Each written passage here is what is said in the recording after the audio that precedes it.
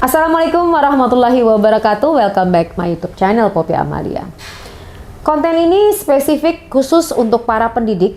Ya, terutama yang ingin saya sampaikan adalah para guru, orang tua, para tokoh masyarakat, para pemerintah sekalian yang memperhatikan dan peduli terhadap perkembangan tumbuh anak Indonesia. Akhir-akhir ini ada fenomena yang terjadi yang membuat saya tuh miris sekali selaku psikolog pendidikan. Yang harusnya tidak terjadi dan bahkan hari ini harusnya dirayakan dengan anak Indonesia yang merasakan perasaan yang bahagia.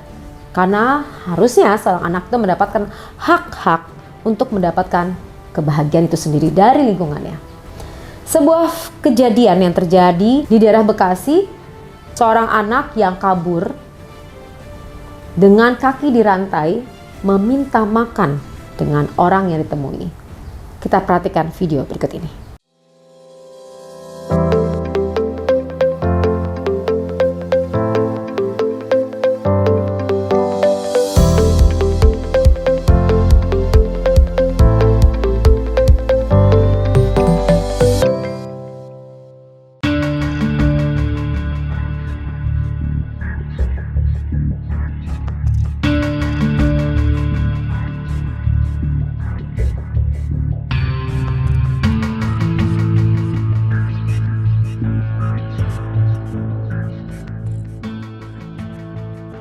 Kamu lapar, mau makan? Itu kakinya kenapa dirantai gitu? Coba itu kakinya kenapa dirantai itu? Digembok. Siapa yang gembok? Bunda yang gembok? Ya Allah ya Robi, nggak tega banget ah.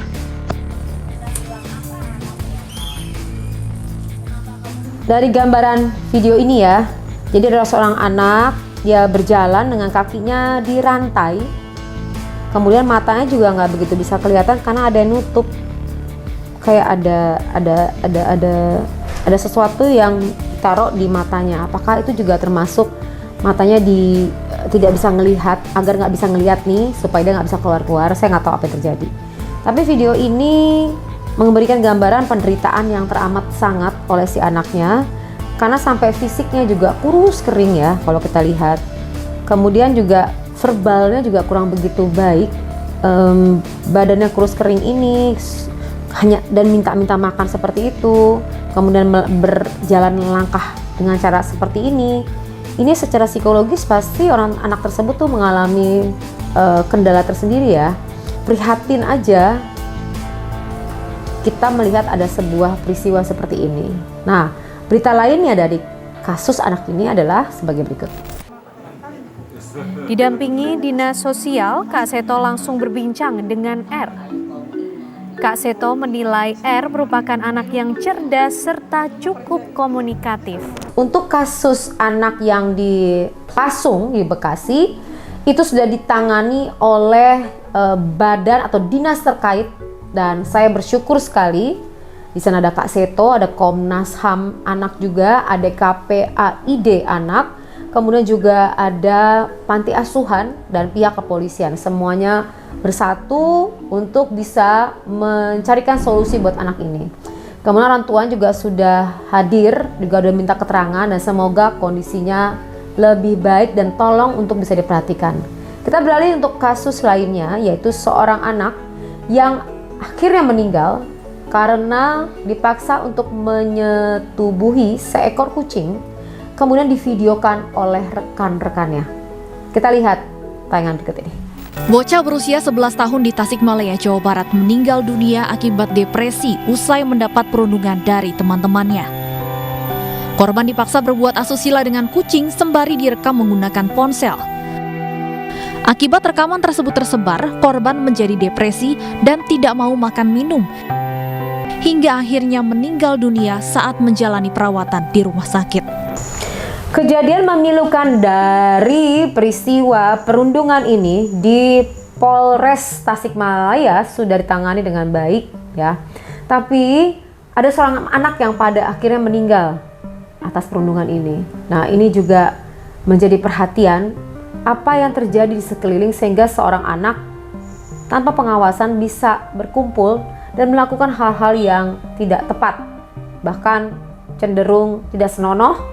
Dia mencontoh dari mana dan melihat seperti apa gambarannya. Nah, Ini juga tidak hanya dilihat dari kejadian ini, tapi harus carikan akar persoalan tersebut. Berarti bagaimana penanganan dari masyarakat setempat, perhatian dari orang tua dan guru-guru pada saat melakukan pendekatan kepada anak-anak ini, dan itu perlu ditanyakan lebih lanjut lagi agar tidak terjadi lagi korban-korban berikutnya. Yang ketiga, kasus selanjutnya adalah sebelumnya seorang anak berkebutuhan khusus di Serpong, Tangerang Selatan, Banten menjadi korban bullying oleh teman-temannya. Korban MZ dianiaya hingga terluka di lidahnya. Tak hanya menganiaya korban, para pelaku juga merekam aksi bullying tersebut hingga viral di media sosial.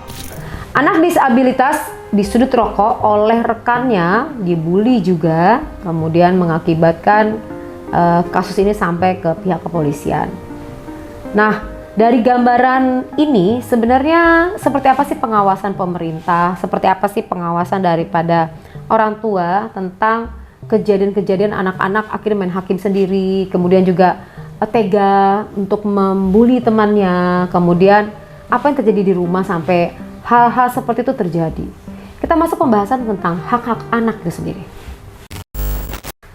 Sebenarnya menurut Anda apa sih hak anak? Anak punya hak ya? Oh punya, tentu saja. Nah ini sesuai dengan Konvensi PBB tahun 1989. Ada 10 hak anak yang perlu Anda ketahui. Pertama adalah hak main. Jadi seorang anak itu dia berhak untuk main. Tapi ingat ya, tetap bermain sambil belajar gitu loh. Jadi utamakan adalah bukan belajar dulu loh sambil bermain, terbalik nih. Bermain sambil belajar, itu udah haknya si anak. Jadi kalau dia hanya kerja bantu orang tua tapi dia nggak punya untuk haknya dia untuk masa kecilnya, untuk menikmati hari-harinya, untuk bermain, bahagia, nah itu Anda yang akan dituntut haknya terhadap si anak tersebut. Karena mereka harusnya mendapatkan hal tersebut. Hak yang kedua seorang anak adalah hak pendidikan. Jadi seorang anak itu harus mendapatkan hak pendidikan yang setinggi-tinggi dari orang tuanya. Nah, kalau orang tua nggak mampu terus juga seperti apa? Ya beasiswa dan ada alternatif-alternatif lainnya. Jadi jangan sampai anak tidak sekolah hanya untuk membantu orang tuanya. Nah ini banyak terjadian nggak cuma di kota tapi mungkin di pelosok-pelosok hal tersebut ya. Ingat ya adik-adik, kamu punya hak untuk pendidikan. Nah yang ketiga, hak perlindungan. Jadi seorang anak di rumah harus mendapatkan perlindungan yang baik. Di sekolah juga mendapatkan perlindungan, bukan di rumah mendapat siksaan, di sekolah mendapatkan siksaan. Nah itu salah. Anda sudah melanggar hak-hak anak PBB loh. Hati-hati ya para pendidik apabila hal tersebut terjadi.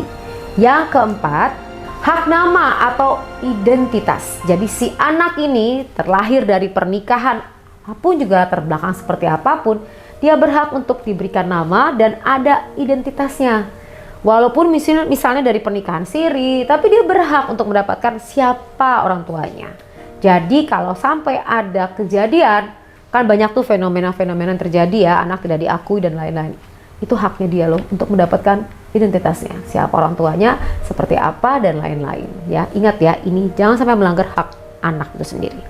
Yang berikutnya, hak status kebangsaan. Ya, tentu saja seorang anak bisa saja misal dia terlahir dari orang tua yang berbeda warga negara, dia berhak untuk mendapatkan warga negara yang mana nih, yang tepat, yang dipilih.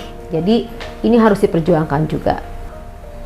Hak makanan. Nah, apabila ada peristiwa seperti tadi ya, kejadian si anak tidak bisa makan, itu haknya anak untuk mendapatkan makanan dari orang tuanya. Dan sebagai orang tua harus memberikan makan untuk anak ya. Jadi jangan sampai ada kejadian seperti tadi yang saya ceritakan di kasus pertama, dipasung dan orang tuanya menyatakan bahwa takut anaknya minta makan sama orang lain. Lah, kalau sampai bagaimana caranya agar anak ini nggak minta makan dengan orang lain dong? Itu orang tuanya harus menjaga dan mengawasi, serta lingkungan setempat juga harus memperhatikan kalau sampai ada anak yang kurang gizi. Kenapa badannya sampai kurus seperti itu loh? Dan ini harus mendapat perhatian khusus dari pemerintah setempat. Yang berikutnya, hak anak lainnya adalah hak akses kesehatan. Jadi apabila anak sakit, ia berhak untuk mendapatkan akses kesehatan untuk bisa diobati, tidak malah dikurung, tidak malah dicaci maki, tidak malah dipasung seperti kejadian yang tadi. Ini penting diperhatikan. Hak rekreasi. Jadi anak-anak gak cuman belajar aja, dia punya hak untuk jalan-jalan. Tidak harus mahal, artinya jalan-jalan yang membuat ia lebih happy, bahagia. Ini penting banget untuk mendapatkan hal seperti ini. Yang ke-9 adalah hak kesamaan. Seorang anak tidak bisa dibeda-bedakan dengan anak yang lain. Ia harus diperlakukan sama sayangnya. Jadi jangan membedakan satu anak dengan anak yang lain. Itu haknya anak loh. Oke, yang ke-10, hak peran dalam pembangunan. Jadi si anak ini harus dilibatkan dalam peran pembangunan. Untuk bisa terlibat dalam peran pembangunan Indonesia atau negara kita, anak ini harus diedukasi.